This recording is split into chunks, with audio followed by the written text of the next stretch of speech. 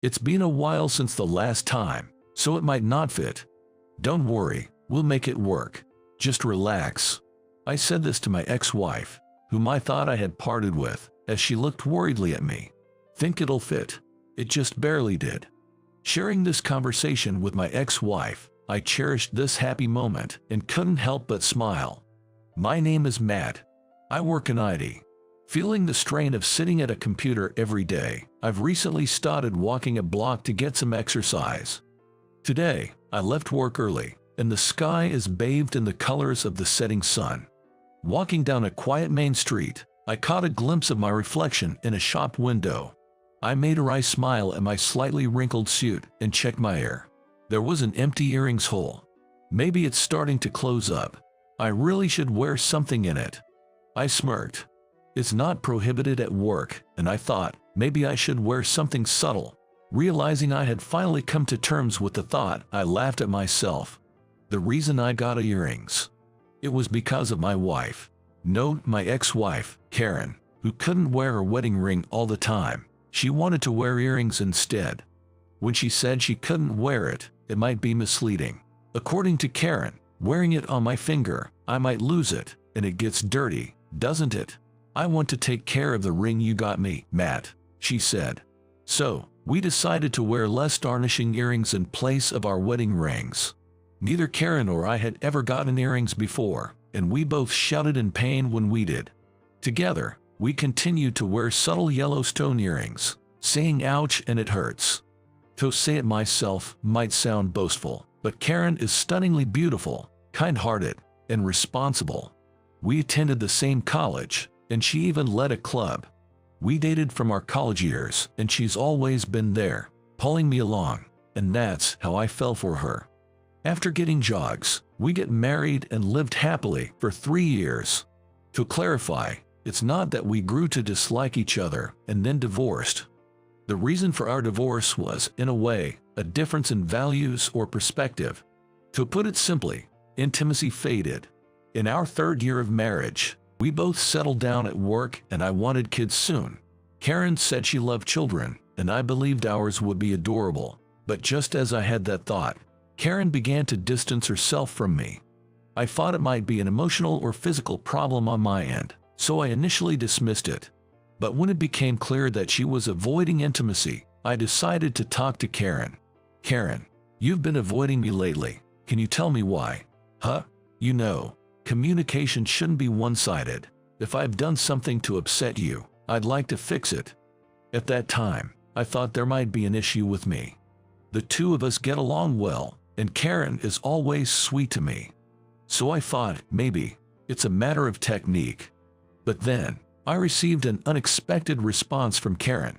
It's not that you have a problem. Really? Yes, I'm sorry, I should have talked to you. You see, I don't want kids. I felt like I'd been struck by lightning. Maybe it's old-fashioned, but I thought having kids after getting married was the norm. But you like kids, right? You used to volunteer and play with them. I love kids, but I don't want one of my own. I'm sorry. I knew you wanted kids, and I couldn't say it. I thought maybe after we got married, I'd want them, but I just can't. This is my fault too, but we didn't have a proper discussion about the child. I just assumed Karen wanted them too. I know I messed up now, but I didn't think so at the time.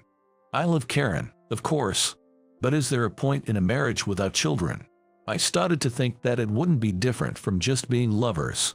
We talked about it many times after, but we never saw eye to eye. If we stayed together, I feared we'd grow resentful and end up hating each other. So, wanting to avoid that toxic environment, we divorced. I'm grateful it happened before we started despising each other. But I was lonely. And because of that, I took off the earring I wore with Karen. Along with the ring. The earring hole from before our marriage hasn't fully closed yet, perhaps because I wore it for so long. It's been a year since our divorce. Maybe it's time to move on. With that thought, I headed to a jewelry store to buy a new piece. Why not a general store? It felt awkward to enter one alone as a man. In a jewelry store, it's easy to pretend I'm buying a gift for a girlfriend, and I thought if I'm going to wear something, it might as well be good quality. Inside the jewelry store, there were sparkling gems everywhere. In one corner, there was an earrings section. I wanted something simple like before, with a stone. While browsing, a sales clerk approached me. "Can I help you find something?" "Oh, yes, I'm looking for a simple earring." "Wait." To my surprise, the sales associate was Karen. She seemed just as shocked. Apparently, she had switched jobs and now works here. "It's been a while." "A year, have you been?" "Oh, you too. Did you change your makeup?" "I adjusted it for work. And you? It seems like you didn't iron your suit. It's all wrinkled." After a long separation and having not spoken since our divorce, Karen and I were able to talk just like before. I had bought a new earring, this time with an orange stone, and glanced at the store's clock. It was exactly 5 p.m. It seemed Karen was just getting off work. "How about dinner? There's a new Italian place nearby." "Oh, I've been curious about that place. Let's go." Karen and I entered the restaurant together. Having been a year since we last met, we spent our time reminiscing about the good old days, talking about work, sharing stories of our blunders. Even though we sat down for dinner, we got so caught up in our conversation that before we knew it, it was pitch dark outside. I really should head home, but to be honest, I feel like there's so much more to talk about. It seemed Karen felt the same as she invited. "Why don't you come over to my place? It's close by." I didn't have a reason to refuse, and it didn't seem like Karen had a new boyfriend. With both of us having the day off tomorrow, I ended up staying at Karen's. Things might have progressed quickly, but considering we spent 3 years of married life together, it just felt natural. We talked until the next day. "So, one of my juniors mistook gravy for coffee. It was hilarious." I burst out laughing. "Haha, why do you even have gravy at work?" It felt good. It was as if we were back in our college days, and it put my heart at ease. This past year, the loneliness I had felt was gone. I realized I still loved Karen. And now, I see how selfish my thinking was back then. "Karen." "Joe, what's up? I know it's late, but I want to apologize to you. If I miss this chance, I might never be able to convey my feelings." I looked straight into Karen's eyes. Karen seemed to have an idea of what I was about to say as she gazed back at me. I was foolish. I was so obsessed with the idea of having kids that I never considered your feelings. You're the one who would carry and give birth to our child. It'd be a huge responsibility for you, and yet, I never had a proper discussion with you about it. I'm truly sorry. I bowed my head to Karen. Being able to talk to her again made me realize the significance of her presence in my life. At this point, even if we didn't have kids, as long as I can be with Karen again, that's all I want. I also wanted to talk about that, and Matt, I owe you an apology too. I was scared to tell you the real reason I didn't want children. Karen began to speak softly. "You know I have a younger sister, right?" "Yeah, there's quite an age gap between you two, right?" 6 years. When I was 6, I hurt her." The story from when Karen was 6 years old continued. Karen deeply adored her newborn baby sister. One day, when their mom stepped out briefly, the baby began to cry. Back then, I thought she was missing mom and felt lonely. So even though I was told not to, I wanted to comfort her and picked her up. However, a 6-year-old girl can't suddenly carry a 2 or 3-month-old baby. Trying to console her crying sister, Karen tried to imitate how adults hold babies, but during that attempt, she accidentally injured her sister. I lost balance because I was being careful with her wobbly head. She hit her arm against the wall. Thankfully, it wasn't a serious injury, but one wrong move and she might have broken a bone or gotten more hurt. I shouldn't have tried to carry a baby with such a delicate neck, especially at my young age. Seeing her cry continuously because of the pain scared me. I realized how fragile babies truly are. After that incident, Karen developed a trauma towards holding infants. I love kids, but I can't help but fear that I might hurt them again. It was terrifying.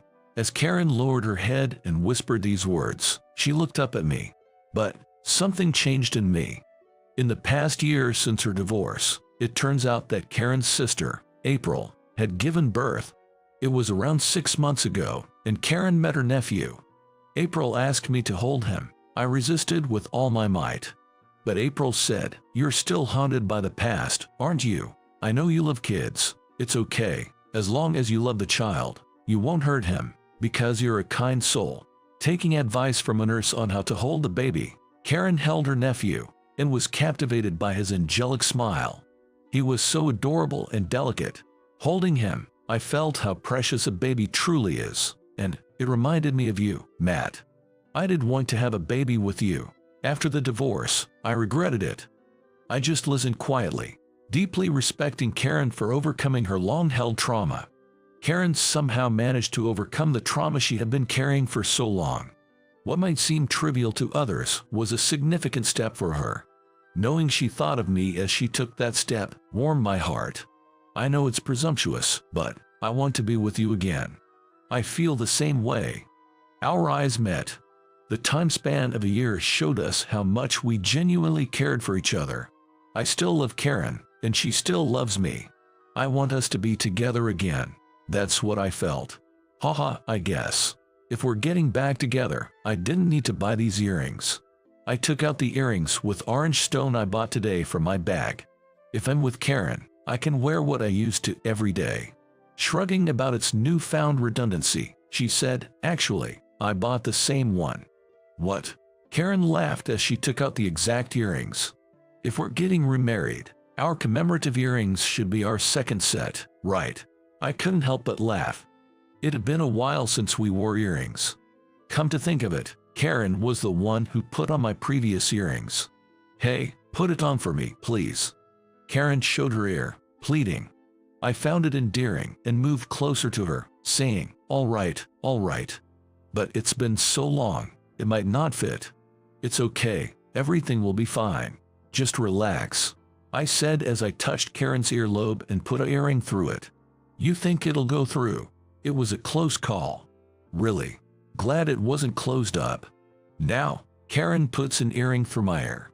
The new earrings feel foreign, but they are more than perfect to commemorate our new beginning. Years later, in my arms, there was a tiny life. "Thank you, really, thank you, Karen." "Oh stop, you are crying too much." After remarrying, we had decided, after discussions, to have a child. Of course, we didn't push it. We just hoped for it, so for the first few years of our marriage, it was just the two of us. Then, this year, Karen's pregnancy was discovered. After a difficult labor, Karen let me hold our daughter. We'll have to take the earrings out for a while. It's risky if she pulls on them. True, the holes might close up this time. Karen, laughing joyfully, gazed at me and our daughter. Seeing her so happy and our daughter's innocent smile, surrounded by the two of them, I feel truly blessed. If they close up, let's get earrings, matching ones with our daughter. Haha, sounds good, but what if she throws them away during her rebellious phase? I turn pale. I can't bear the thought of being rejected by such a cute daughter, but it's a rite of passage for all fathers. However, this I can promise. No matter what, I will protect both of you. I vowed this to my smiling daughter and Karen.